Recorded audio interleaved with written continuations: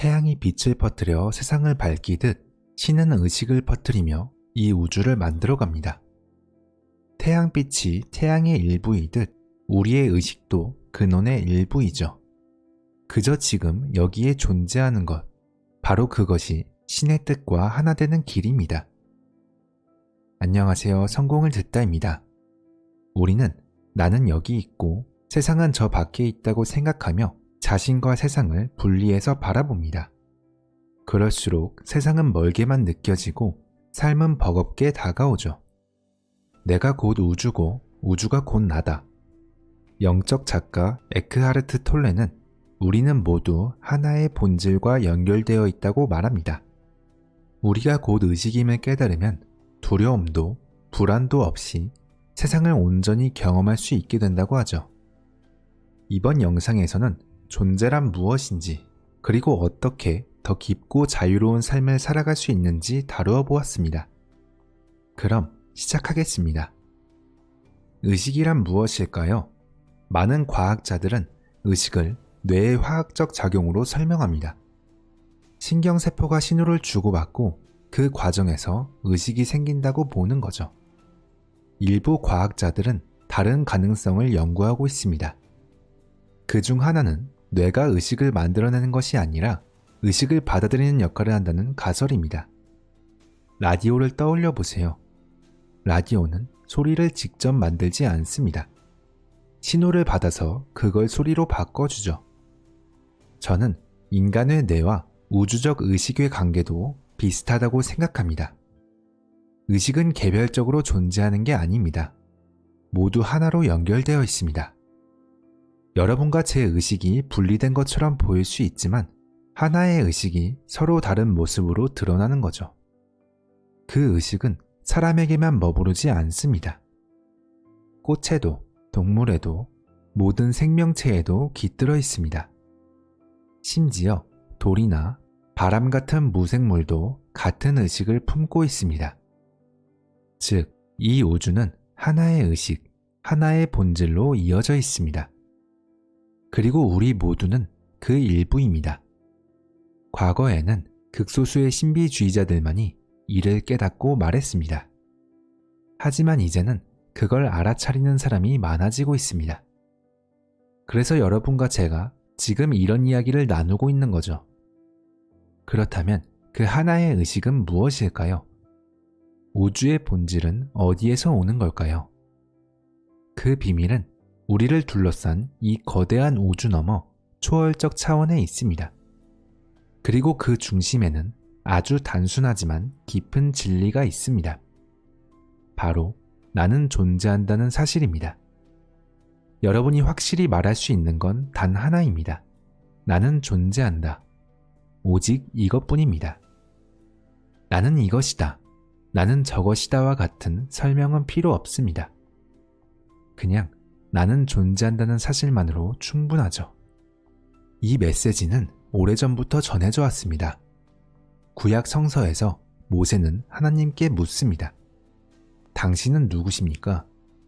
그리고 하나님은 이렇게 답하십니다. 나는 스스로 있는 자다. 이 말은 아주 깊은 의미를 담고 있습니다. 하나님은 자신을 어떤 모습이나 형태로 규정하지 않았습니다.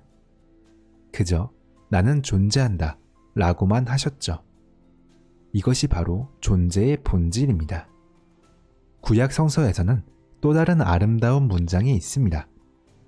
성경 전체에는 수많은 가르침이 담겨 있지만 그 중에서도 보석같이 빛나는 문장이 바로 이 문장입니다. 고요하라. 그리고 내가 하나님임을 알라. 짧지만 아주 깊은 뜻이 담겨 있습니다. 여기서 말하는 고요하라는 조용히 하라는 말이 아닙니다. 생각을 멈추고 그저 존재하라는 의미입니다. 우리의 머릿속은 늘 끊임없는 생각들로 가득 차 있습니다. 하지만 그 생각이 멈추는 순간 우리는 판단도 분별도 없는 순수한 존재 그대로 머물 수 있습니다. 그리고 안다는 것은 단순한 지식이 아닙니다. 머리로 이해하는 게 아니라 마음 깊이 깨닫는 진짜 알을 의미합니다.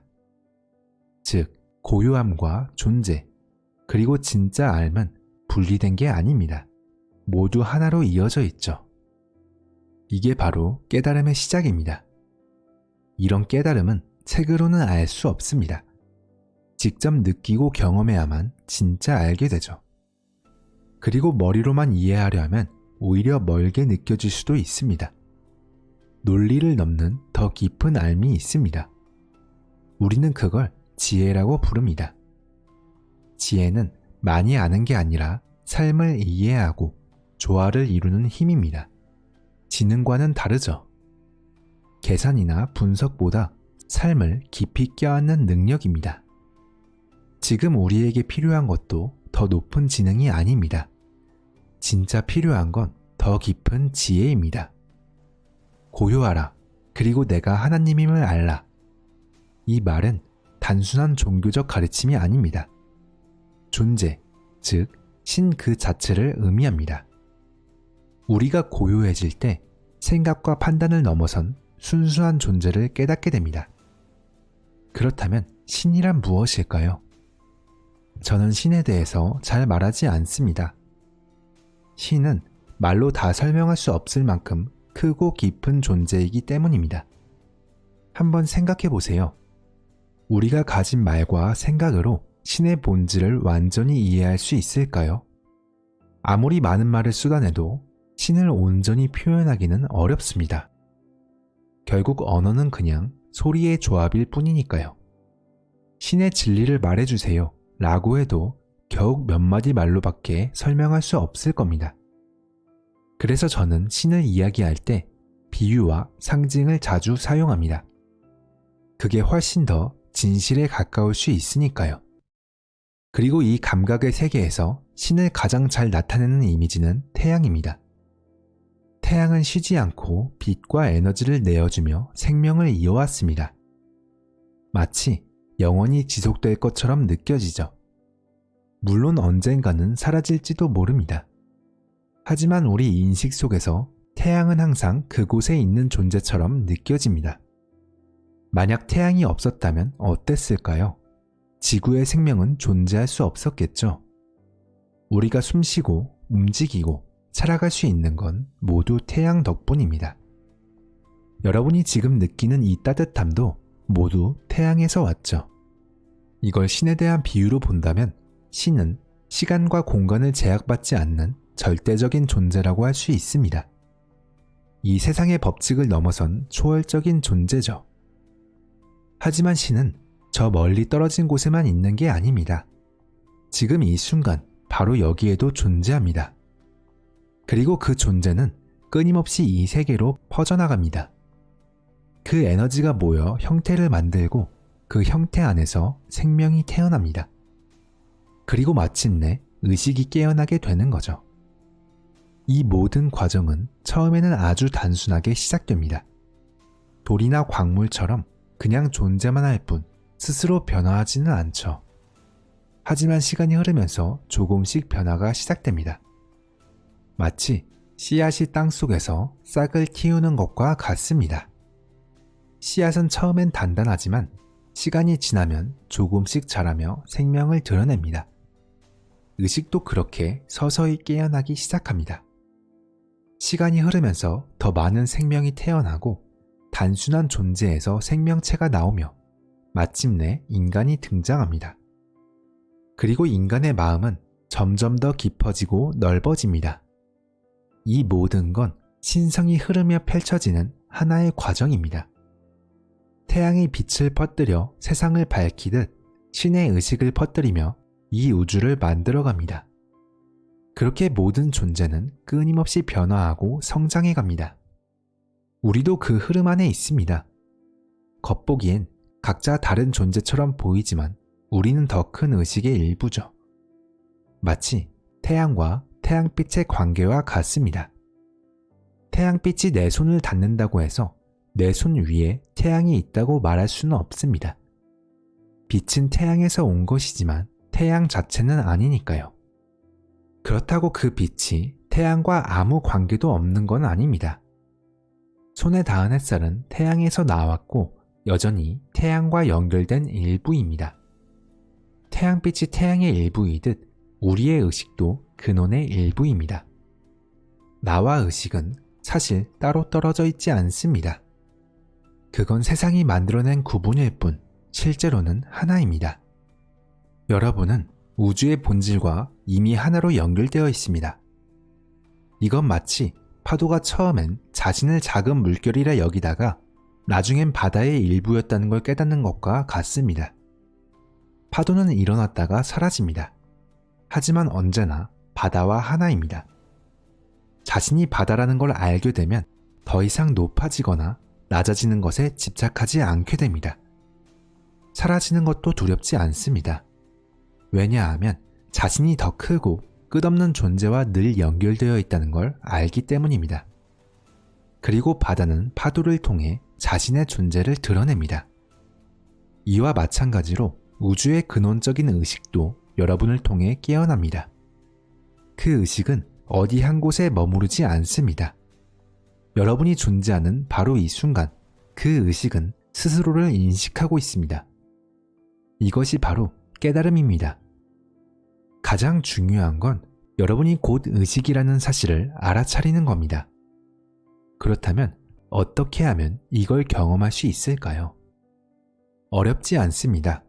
우리는 하루 종일 끊임없이 이어지는 생각의 흐름 속에서 살아갑니다. 하나의 생각이 또 다른 생각을 끌어오고 그 흐름에 휩쓸려 과거를 떠올리거나 미래를 걱정하곤 하죠. 하지만 그 사이에 틈이 있습니다. 그리고 여러분은 그 틈을 스스로 만들어낼 수 있습니다. 지금 이 순간 의식적으로 감각을 인식해 보세요. 그저 바라보면 됩니다. 소리를 듣고 주의를 기울여 보세요. 무언가를 판단하거나 이름 붙일 필요는 없습니다. 있는 그대로 바라보고 듣고 그 순간 깨어있음 자체가 되어보는 겁니다. 꽃을 바라보고 나무를 보세요. 그리고 하늘을 올려다보세요. 그저 그 순간을 온전히 경험해 보세요. 이것이 바로 생각의 흐름에서 벗어나 의식을 깨우는 길입니다. 그리고 이 순간을 인식하면 여러분의 내면에는 고요하고 깨어있는 의식이 자리 잡게 됩니다. 외부에서는 보고 듣는 감각들이 계속해서 펼쳐지죠. 그 깨어있는 고요함, 바로 그것이 여러분의 본질이자 우주의 본질입니다.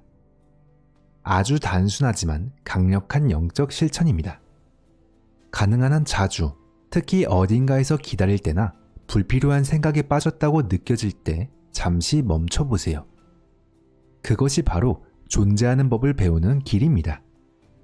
고요함 속에 머무를 때 우리는 하나의 큰 흐름, 더 깊은 의식 안에 함께 있다는 감각이 생깁니다. 파도가 바다에서 나와 다시 바다로 스며들듯 우리의 의식도 근원에서 비롯되어 다시 그곳으로 돌아갑니다. 물론 깨달음은 머릿속에서 이해하는 걸로 끝나지 않습니다. 삶 속에서 드러나야 진짜 의미를 갖게 되죠. 우리는 세상을 바라보는 관찰자이면서 동시에 현실을 만들어가는 창조자입니다. 그렇다면 우주와 조화를 이루며 현실을 만들어가려면 어떻게 해야 할까요? 많은 사람들은 그 답을 찾기 위해 어딘가 멀리 떠나야 한다고 생각합니다. 하지만 진정한 깨달음은 멀리 있지 않습니다. 이미 우리 안에 자리하고 있습니다. 그래서 우리가 할 일은 새로운 걸 찾는 게 아니라 이미 존재하는 진실을 발견하는 것입니다. 우주는 우리를 통해 자신을 알아가려 합니다. 그래서 가끔은 스스로 들여다봐야 합니다. 조용한 순간에 마음을 바라보다 보면 문득 이런 생각이 들 수 있습니다. 난 혼자가 아니구나. 내 안에는 나보다 더 큰 어떤 흐름이 있구나. 그렇게 느껴지는 이유는 우리 자신이 곧 우주의 일부이기 때문입니다.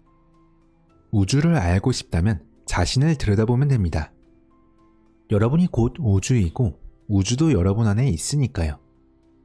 위에서와 같이 아래서도 라는 말처럼 인간은 본능적으로 무언가를 창조하고 싶어 합니다. 그리고 창조는 인간만의 일이 아닙니다. 지구에는 수많은 생명체가 존재하죠. 지금 이 순간에도 새로운 생명이 태어나고 있습니다. 얼마나 많은 생명체가 지금 이 순간 세상에 나오고 있을까요? 그리고 동시에 얼마나 많은 존재가 삶을 마무리하고 있을까요? 세상은 끊임없는 탄생과 소멸의 흐름 속에 있습니다. 매 순간 새로운 생명이 시작되고 또 누군가는 떠납니다. 우주는 이 흐름을 멈추지 않습니다. 더 정교하고 더 복잡한 형태로 발전하고 있죠. 초기 지구엔 단순한 물질뿐이었습니다. 그러다 생명이 싹트기 시작했죠. 처음에는 아주 단순한 식물로 시작됐고 점점 더 복잡한 생명체들이 나타났습니다. 이 과정은 마치 나무와도 비슷합니다. 처음엔 하나의 줄기에서 시작되지만 곧 가지가 뻗고 그 가지에서 또 다른 가지가 생기며 더 복잡해집니다. 인류의 역사도 수천 년 전만 해도 훨씬 단순했습니다. 하지만 지금은 더 정교하고 복잡해졌죠. 이처럼 우주는 끊임없이 진화하고 있습니다. 시간이 흐를수록 더 복잡한 형태로 성장하고 있죠. 왜 그럴까요? 그것이 바로 우주의 본질이기 때문입니다. 우주는 멈추지 않습니다. 끊임없이 창조하고 확장하고 진화합니다. 그렇지 않았다면 이 세상은 애초에 존재하지 않았겠죠. 인간도 우주와 같습니다. 본능적으로 무언가를 만들고 싶어 하죠. 이 점에서 우리는 다른 동물과 다릅니다. 단순한 생존을 넘어서 새로운 것을 창조할 수 있는 존재니까요. 우리는 음악을 만들고 과학을 발전시키고 예술과 철학, 영화 같은 문화도 창조해 왔습니다. 어떤 사람은 책을 쓰고 싶고 어떤 사람은 음악을 만들고 싶어 합니다. 누군가는 조직을 만들고 또 누군가는 누군가를 돕고 싶어 하죠. 이 모든 게 창조입니다. 인간은 태어날 때부터 무언가를 만들고 싶어 하는 존재입니다. 그리고 창조의 과정엔 중요한 차이가 하나 있습니다. 바로 주는 것과 얻는 것입니다. 많은 사람들은 창조를 무언가를 얻기 위한 과정이라고 생각합니다. 특히 에고에 갇혀 있을 때는 무언가를 만드냐보다 내가 얼마나 소유하고 있느냐에 더 집중하게 되죠. 하지만 진짜 창조는 주는 것에서 시작됩니다. 자신의 것을 세상과 나누고 그 나눔 안에서 새로운 것이 태어나는 것, 그게 진정한 창조입니다. 우리가 무언가를 만들 때 그 출발점에는 두 가지 동기가 있습니다. 하나는 내면의 충만함에서 나오는 창조입니다. 이럴 때 우리는 이렇게 묻습니다. 내가 무엇을 만들어낼 수 있을까? 이 질문은 창조를 주기 위한 과정으로 바라보게 합니다. 예를 들면 음악가는 이 노래로 사람들에게 감동을 주고 싶다는 마음으로 곡을 씁니다. 요리사는 이 음식을 먹는 사람이 행복했으면 좋겠다는 생각으로 요리하죠. 이런 창조는 자연스럽게 흐릅니다. 억지로 애쓰지 않아도 그 안에서 에너지가 계속해서 생겨납니다. 반면 에고에서 나오는 창조는 다릅니다. 에고는 내가 무엇을 얻을 수 있을까를 먼저 묻습니다. 그럴 땐 창조가 목적이 아니라 무언가를 얻기 위한 수단이 되어버립니다. 그래서 에고는 항상 부족함을 느낍니다. 나는 아직 충분하지 않아. 더 가져야 해. 어디서 더 얻을 수 있을까? 라는 생각에 마음이 쉴 틈이 없죠. 하지만 충만함에서 나오는 창조는 다릅니다. 나는 이미 충분해. 이 충분함을 세상과 나누고 싶어. 이게 바로 에고에서 나온 창조와 존재에서 나온 창조의 차이입니다.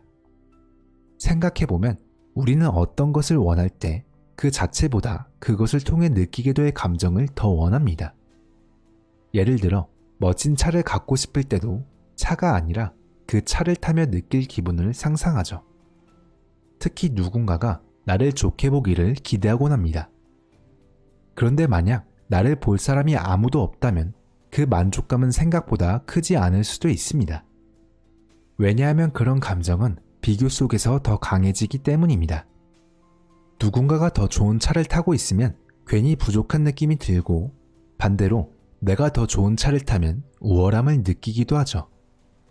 그 만족은 차에서 오는 게 아니라 비교에서 생겨나는 겁니다. 하지만 꼭 그래야 할까요? 비교하지 않아도 우리는 멋진 집과 차를 충분히 즐길 수 있습니다.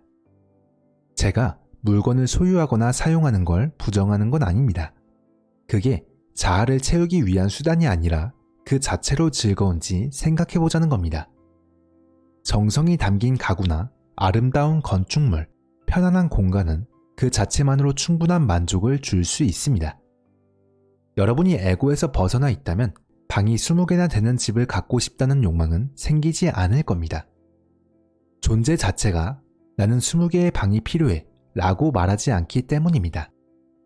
중요한 건 에고가 무엇을 창조하느냐가 아니라 무엇을 소유하고 싶어 하느냐입니다. 하지만 이건 단순히 개인의 욕망만의 문제가 아닙니다. 형태를 가진 모든 것은 새로운 걸 만들어내고 그걸 통해 무언가를 경험하려 합니다. 이건 우리 안에서만 일어나는 일이 아니라 우주 전체가 따라가는 본질적인 흐름이기도 합니다. 그렇다면 우리 삶에서 정말 중요한 건 무엇일까요?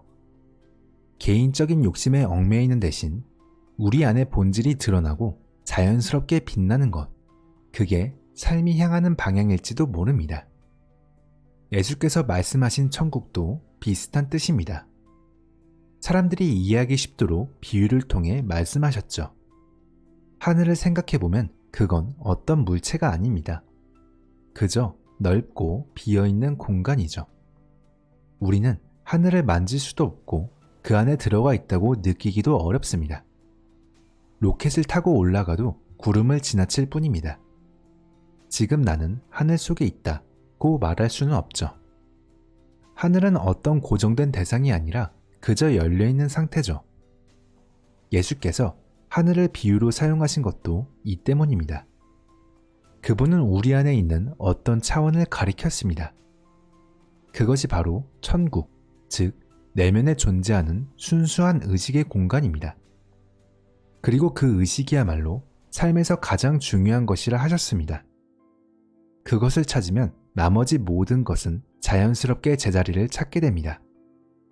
그래서 삶에서 정말 중요한 건 바로 그것을 아는 것입니다.